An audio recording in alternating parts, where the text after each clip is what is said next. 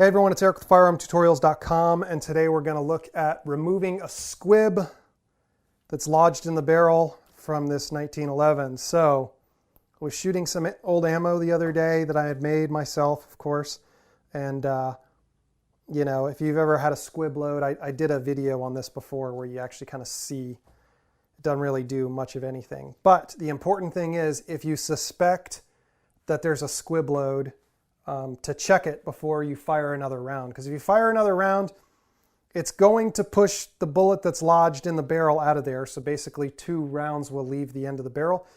But more often than not, it's going to bulge the barrel and basically it's ruined. In some guns, like this one in particular, you may have a hard time disassembling it if the barrel is bulged, just because the tolerances are so tight in the way they fit some of these things. So we know that there's a bullet lodged in here. Actually, let's check this out because hopefully this dowel fits. Yeah, barely. The way that I checked at the time that it happened was with a just a 223 case. I tried to just drop it down in there, and obviously it didn't come through, so I knew that there was a bullet lodged in there. So we're going to remove it now. The kind of proper way to do this is using a wooden dowel like this, because there's really no risk of scratching the barrel when you stick this wooden rod in there, versus you stick a cleaning rod in there, or pretty much anything that's metal, you run the risk of scratching the sides of the chamber. And then once you do that, not only does accuracy suffer, but there's some safety issues there. There's some safety issues because, especially if you're shooting lead, sharp parts of the barrel could collect the lead and create a blockage. It's a long shot, but still, it introduces the possibility of that, when obviously it doesn't when you use a wooden dowel like this. So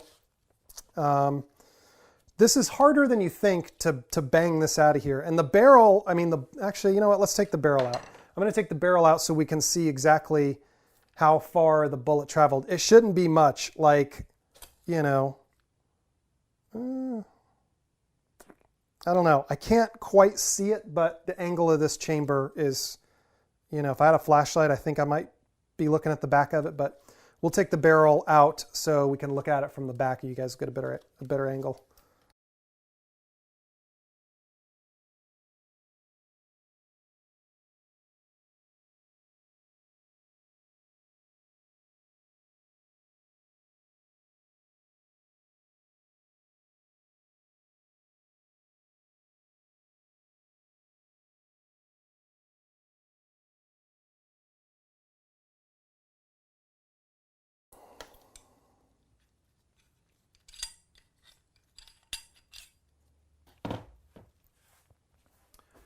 Okay, we're back. So it actually traveled further than I thought. Let's get a look in there.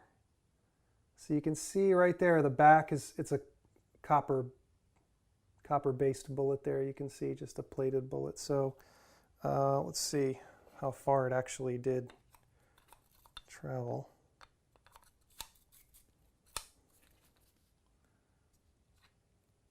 So about that far. So you can see right here where the rod, let's get this closed up.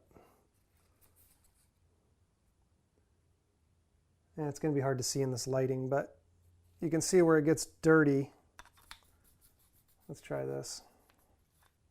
Okay. So you can see there, this part where this kind of dirty ring here, that's the actual chamber. So it's gone, yeah, I don't know, 3/4 of an inch, I guess, into the chamber. You can actually see it a little better now that I hit it with the rod. Right back there. So you'll never be able to bang it out this way. You'd have to push it conceivably the whole way through the barrel, and then you don't realize how much force it actually requires to push a bullet through the barrel. They fit very, very tight. So we're going to have to bang it out this way. Okay, so we don't have a vise right now because this is my new workshop and I haven't finished mounting everything. So, I mean, this is plastic here, and then we'll put a towel down. This should do it just fine. So I'm going to take a hammer, not too heavy of a hammer, but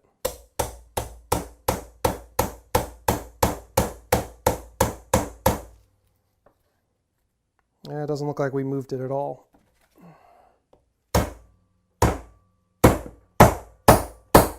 There we go. It's coming. You can see it there now. Okay, got my glove. Yeah, there it is. So it's important, you could see how I was doing this with, there's a lot of padding and this is just plastic because you obviously don't want to damage the back of the barrel here. We did no damage there, so that's fine. But we did put a nice little indent in the stick here where it was hitting the very tip of the bullet, and we actually did flatten the nose of the bullet a little bit. You see that? This was a round nose bullet, now it's almost a flat nose bullet. So that's it, and then you can see the lands in there, lands and grooves as, you know, it went through the barrel, even just a little bit, put those striations in there. So that's kind of neat. So that's pretty much it, guys. I'm going to go ahead and clean this gun. It's a little dirty, and then I'll catch you guys next time. If you have any questions or comments, let me know, and thanks for watching.